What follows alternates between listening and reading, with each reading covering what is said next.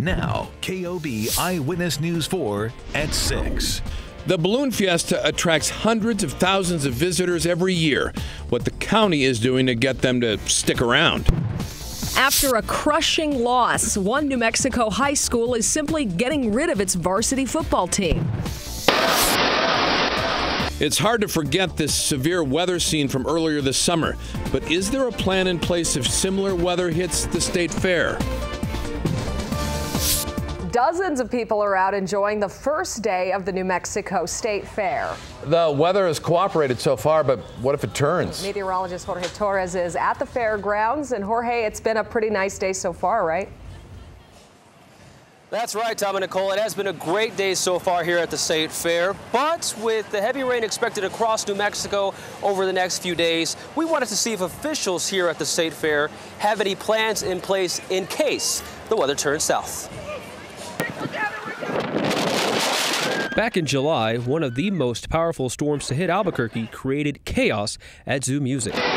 With the New Mexico State Fair already underway, we wanted to find out if officials are prepared in case a storm like that happens again. If there's rain or lightning, they shut the rides down until the rain and lightning passes. And then they dry them off and start them up again. The State Fair coordinates with the state police for emergencies, including any that are weather related. We get with Expo New Mexico, we get with the leadership, and whatever needs to happen, we'll kind of help them execute it. So if we need to start evacuating people, we'll assist in that matter. And it seems like it rains at least once during the fair, and there have been some intense moments. There have been some high wind gusts occasionally that have blown a couple of tents over. And if there is a weather emergency, officials will use the PA system to guide state-goers out of the fairgrounds towards the exits on San Pedro, Lomas, and Central. Does the threat for rain concern some fairgoers? A little. It wasn't going to stop us from coming. So you're going to come no matter what? Rain or shine. Yeah. Yeah.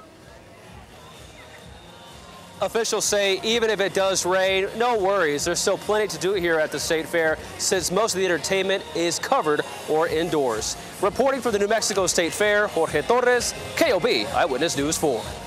While it stayed dry most of the day in the metro, eastern New Mexico got pounded by rain. Just take a look at this flooding in Roswell. The truck even got stuck in that water and had to be pulled out. Lead forecaster Eddie Garcia is in the Pinpoint 4 Storm Center right now. And Eddie, what's happening out there? Well, I tell you what, it's not going to stay too dry for long, according to the Pinpoint 4 forecast. And all that rain you were talking about is squarely over eastern New Mexico, causing a lot of flooding concerns. We even have a flash flood warning for Eddy County right now. And this is just due to the shifting of the monsoon rains to the east.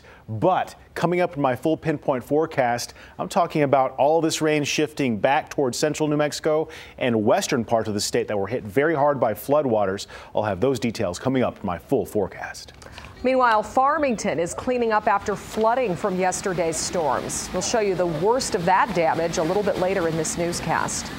A lot of APS parents received a call from the district yesterday about suicide. If your child is experiencing stress related to school, bullying, or a mental health issue, you can take advantage of UNM's Agora Crisis Center helpline.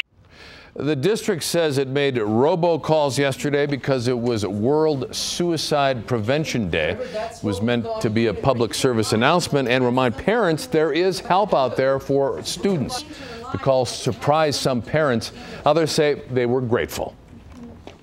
I'm glad they're opening up, and realizing that some kids do have problems and need a little extra help and can. According to national data, suicide is the second leading cause of death for 10 to 24-year-olds. New Mexico ranks 5th in the nation when it comes to suicides per capita. We put resources on where you and your family can get help if you need it at KOB.com.